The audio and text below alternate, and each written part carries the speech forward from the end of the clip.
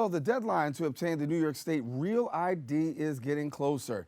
Beginning October the 1st, New York driver's licenses, permits, and state identification cards must be Real ID compliant as state-issued identification cards become compliant with federal standards. Beginning in the fall, driver's licenses and state IDs that are not Real ID compliant will not be accepted as identification by federal authorities.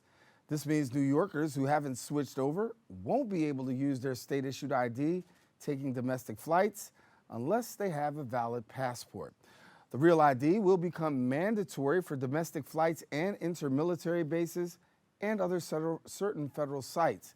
Now, it's not required to get a driver's license, vote, or to receive federal benefits. In other news, in the world of politics, on Friday, January the 3rd, President Donald Trump ordered a precision strike to terminate a top Iranian commander, General Qasem Soleimani. However, Iran stated in a letter to the United Nations calling the attack state terrorism and an unlawful criminal act. New York City is preparing for a potential reprisal. New York City Mayor Bill de Blasio stated at a security briefing at City Hall, quote, "There's no way to predict what happens next. No one has to be reminded that New York City is the #1 terror target in the United States," end quote. So, how does the recent attacks affect the city?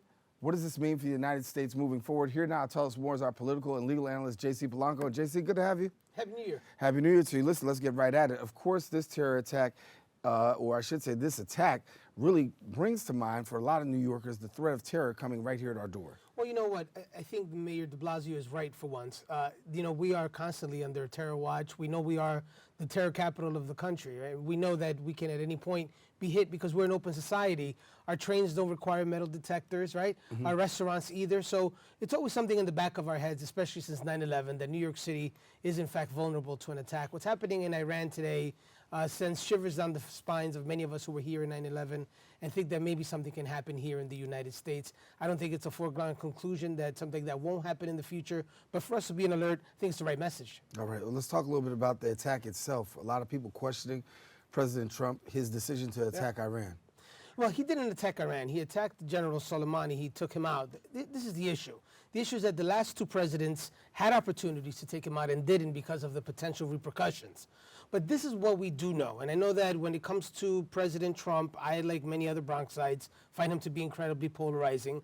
And he can say today is Wednesday, and I'll say, maybe not, you know. Mm-hmm. But when it comes to this issue, let's give it an opportunity to remember that we have troops in harm's way. We have people that are right now Bronxites serving in the Middle East that are in danger of losing their lives in an attack. We are in a state where we are in combat against Iran. We should remember that before we begin the politics of this discussion.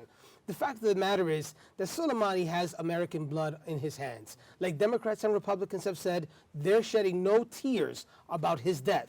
Fact of the matter is, Soleimani killed over 1,500 people that were unarmed citizens that were merely protesting. Over 603 Americans have died, and many others have, in fact, lost use of their limbs because of Soleimani and his cohorts. So the fact that he's no longer with us is a good thing.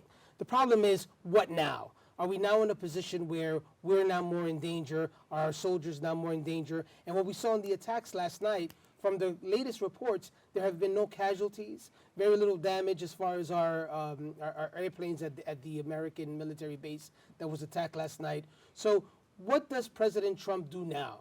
Does he say now we're even, or does he go ahead and launch another attack?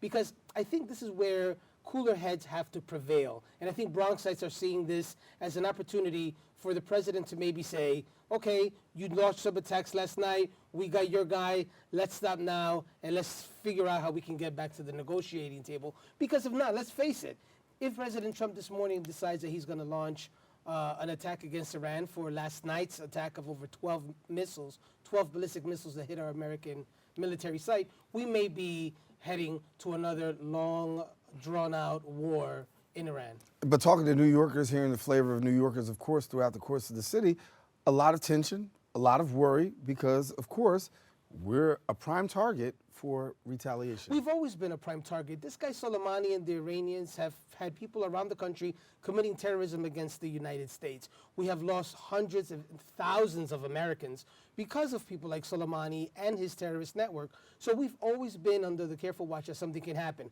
The fact that now we're in combat with Iran puts us on higher alert. Nothing will change for New Yorkers. You know, we're resilient. We're going to take our trains. We're going to get to work. We're going to be on guard. And if we see something like the mayor says, say something. So we're always going to have to be careful. But we have to always keep in mind that we have Bronxites and Americans in harm's way. And before we go on Facebook and on Twitter to attack and calling them like, and I have to tell you, I don't know if Bronxites have seen this or not, but you have some out there, some prominent folks out there calling this terrorism, American terrorism, calling our soldiers terrorists, calling the mission terrorism. I think that's wrong. It sends the wrong message because you know and I know a lot of our soldiers that come out of the Bronx, that go to Fordham Road, sign up to go serve abroad and keep us safe are not terrorists, and I think it's doing a lot of disservice. A lot of disservice. Where do we see things going over the next couple of weeks? I don't know. I just don't know with President Trump. We don't know what's going to happen this morning. This morning he's going to explain what he's going to do next. I really hope he pulls back and says, you know, you aimed at us, you failed, you missed.